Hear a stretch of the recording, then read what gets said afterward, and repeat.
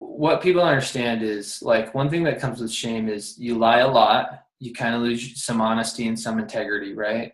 And so whenever you come around something painful, what you've learned from the adversary to run and hide and say whatever you need to say to get out of dodge, right? Mhm. And so an analogy that I like to use is like, okay, you go running twice a week, 2 miles, right?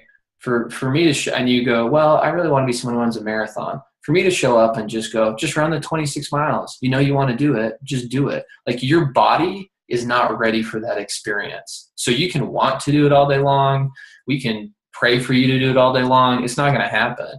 Right. And so, Christ is, there's eternal laws here at work, right? Christ's atonement and repentance works a certain way.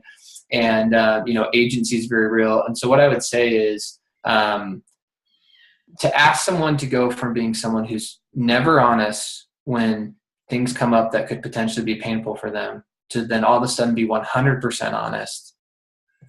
It's not going to happen. And so I get from a leader's perspective, right? If we have a fix-it mentality, right? Hey, let's get this out of here, get you through church discipline, get you back, recommend holding, done.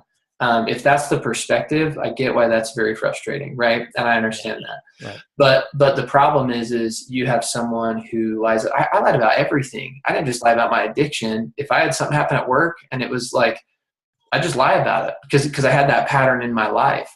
And so for me to be honest, took years. I mean, it took years for me to get, I would even find myself like, I'd lie about something and I'd have to go to Caleb back. I lied to you. I didn't even know why I lied about that.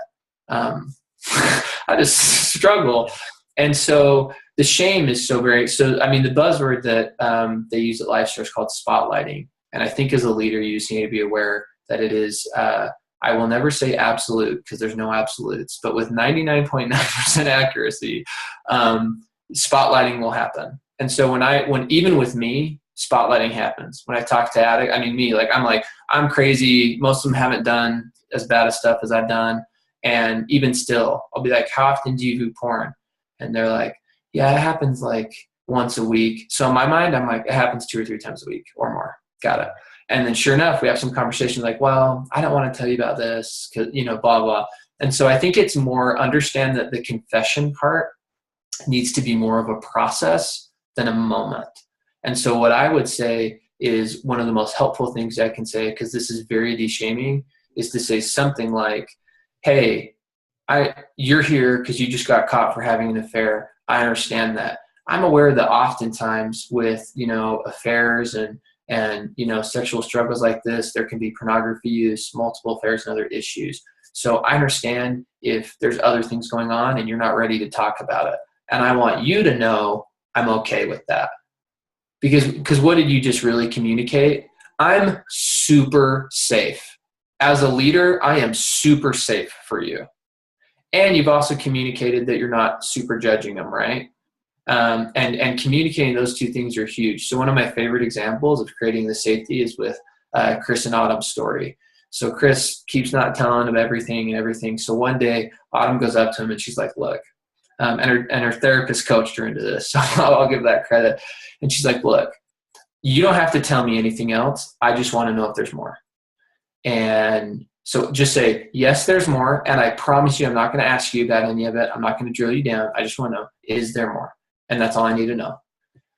Is there more? And he's like, yep, there's more. She's like, okay, that's it. That's all I need to know. Thank you. And she leaves it. So what she really did was create a ton of safety. And when you hear Chris talk about it, he's like, yeah, 2 days later, I was sitting in my group and I'm like, oh, it's getting super safe over there. I just got to tell her everything. And so he did. So as a leader, if you create that process, and the other thing I would tell you is don't wait for the addict to be proactive. They won't be. They're shame-based.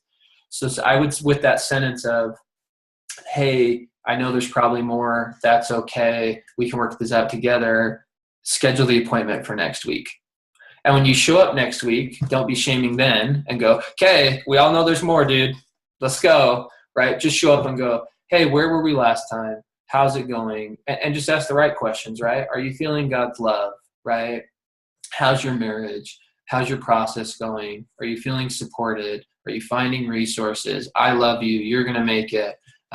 Lots of men have gone through what you've got. And as you just stay in that place, you're going to allow them to be more honest. And again, you can't make anyone. It's agency. Can't make them choose to be honest. They don't have to be. There's all sorts of secrets about my addiction I could have never shared, right? No one was going to know. No one's going to prove it.